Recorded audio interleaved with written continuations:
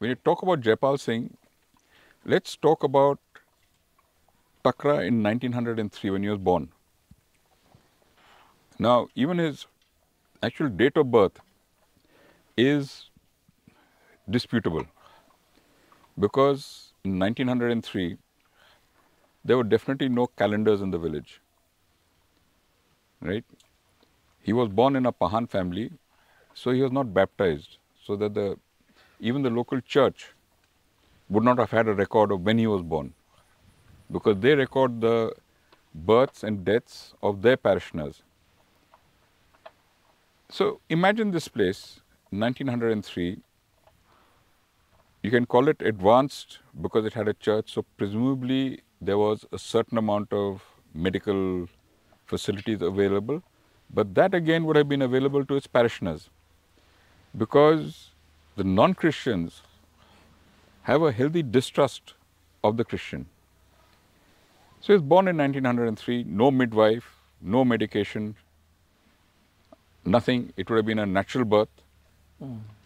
And he survived, which in those days again was a very big thing because child deaths were very high.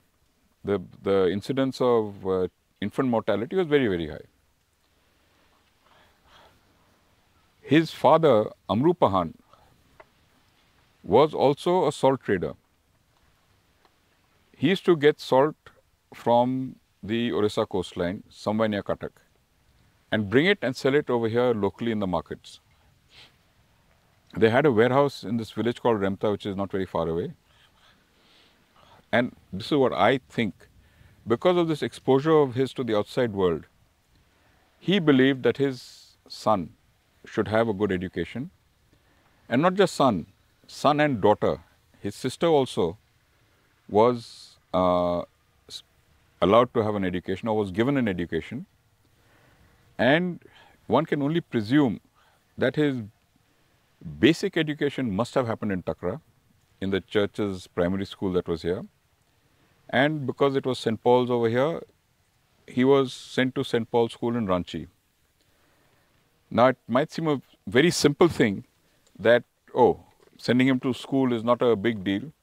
But St. Paul's, Ranchi, as the crow flies, would be about 25-30 kilometers.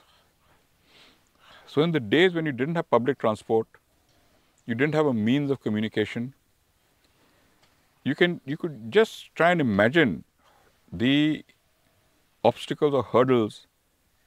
A Munda coming out of a village, basically speaking Mundari. My grandfather, because he used to travel to Orissa, I presume would also know Odia. So the chance of him speaking only Odia and Mundari are very high. Hindi was an unknown language over here. English would have been known, and yes, he may have known English as well, but I doubt it. My chacha, who is not a Christian, he used to speak very fluent English, which was taught by the missionaries who came here.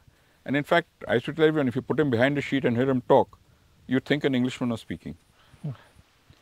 So, Jaipal Singh getting to go to school so far away, because in those days, if you weren't a Christian, then the Christian, the diocese or the church would not go out of its way to help you get an education. So I am presuming, this is all presumption, that it was his father who sent both the son to St. Paul's and the daughter to St. Margaret's, which was across the road in Bahu Bazaar. Later on, as my father writes, he doesn't know why, but his sister was withdrawn from school, which is very likely because at that time and space, a girl when she reached puberty was considered ready for marriage. And it is very unlikely that my grandfather would have thought that, oh, let her keep studying, why should she get married, let her go and get a job. For a girl to work, especially a Munda girl coming from this rural area, would have been unimaginable. But my father was allowed to continue his studies.